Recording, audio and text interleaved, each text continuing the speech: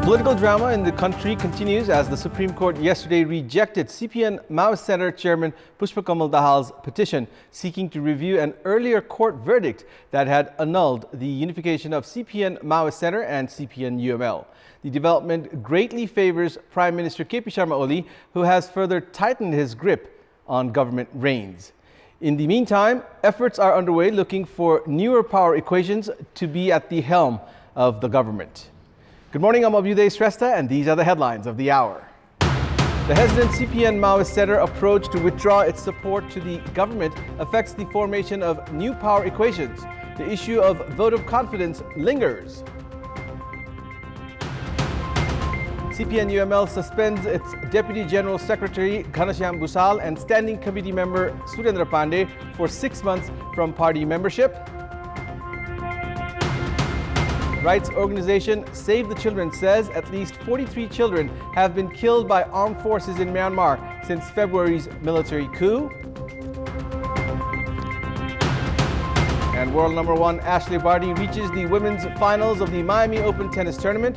Second seed Stefanos Tsitsipas upset in the men's quarterfinals. A debate has ensued whether Prime Minister KP Sharma Oli should win a confidence vote after the Supreme Court revived CPN UML and CPN Maoist Center. Even as the CPN Maoist Center is looking to overthrow the incumbent government, it has remained hesitant to withdraw its support to the government and has been urging the Prime Minister to secure a confidence vote instead. However, other political parties have argued that the formation of a new government is still a far cry, while the Oli faction has also been claiming that there is no point in securing the confidence vote as long as the CPN Maoist Center maintains its support to the government. We have more in this report. The Standing Committee meeting of the CPN Maoist Center on Thursday urged Nepali Congress and Janata Samajwadi Party to make their stand clear on forming a new government. However, Maoist Center, which has been criticizing the government and seeking support of other parties, itself is in the ruling coalition as it has not withdrawn its support to the government till date. Even as party chairman Pushpakamal Dahal has been claiming of withdrawing its support to form an alliance with the dissident faction very soon, it remains indecisive regarding the agenda. Instead, the party raised a new argument in the parliament on Wednesday, saying that Premier Oli is constitutionally obliged to win a confidence vote. However, the ruling CPN UML claimed that there was no point to win a confidence vote as long as the Maoist Center lent its support to the Oli government. Given this scenario, any attempts to form a new political equation is ridden with obstacles, such has been the current political abyss of the country. In yet another dramatic development yesterday, the Supreme Court rejected a petition filed that was seeking a review of its earlier verdict that revived the CPN Maoist Center and CPN UML as separate parties. The Apex Court denied hearing the review petition filed by Chairman of CPN Maoist Center, Pushpakamal Dahal. A full bench comprising Chief Justice Cholendra Shamsher Rana and Justices Tez Bahadur Keshi and Prakash Kumar Dhungana rejected the review petition.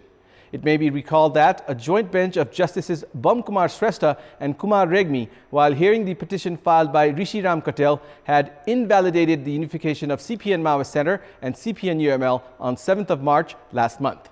Chairman Dahal had filed a petition last Tuesday demanding a review on the Supreme Court's decision to revive CPN Maoist Center and CPN UML.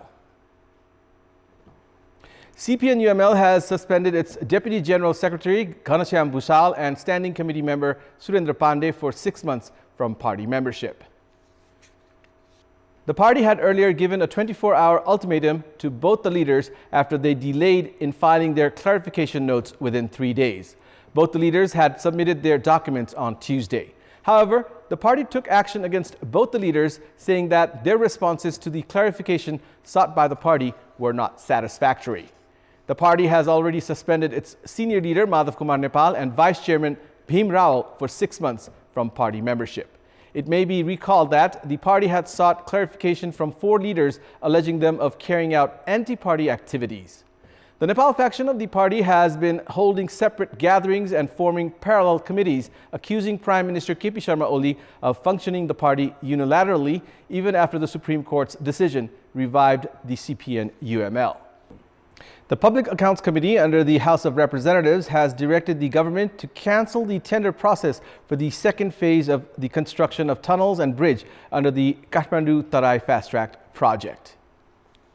The committee summoned officials of the Nepal Army and Defense Ministry yesterday, directing the officials to cancel the tender, saying that there was an attempt to select a contractor without carrying out competition.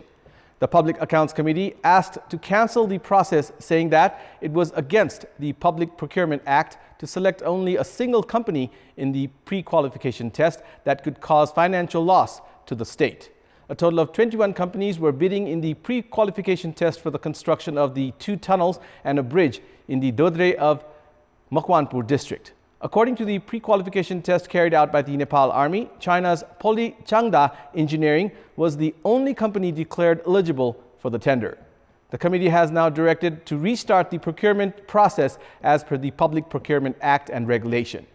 The government had handed over the Kathmandu-Tarai fast-track project to the Nepal Army in May 2018 with a 4-year completion deadline. However, the Army has not been able to make any progress yet. The committee also directed the Public Procurement Monitoring Office to prepare and make available appropriate guidelines, procedures, or criteria for pre-qualification test, bidding, and call for proposals. In our Public Voice segment, we had asked the local residents of Sindhupalchok district what should be done to prevent child marriage prevailing at the school level. Let's take a look at what they had to say.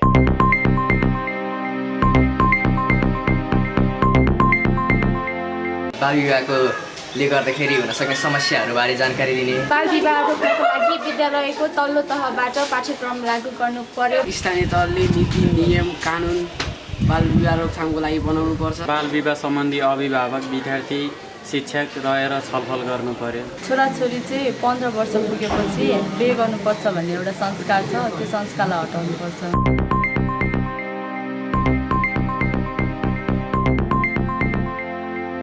And it's time now for our segment Public Pulse, where you text us with your opinion.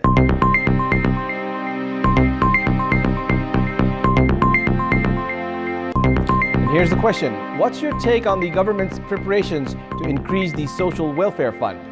Your options are A, accountability, B, reckless spending, and C, ploy to woo voters. The voting is on. Type any WS, select your option A, B, or C, and send it to 34001 to share your opinion with us. And that's all for the moment. Keep watching Kantipur Television HD for more news and entertainment. Thank you for watching.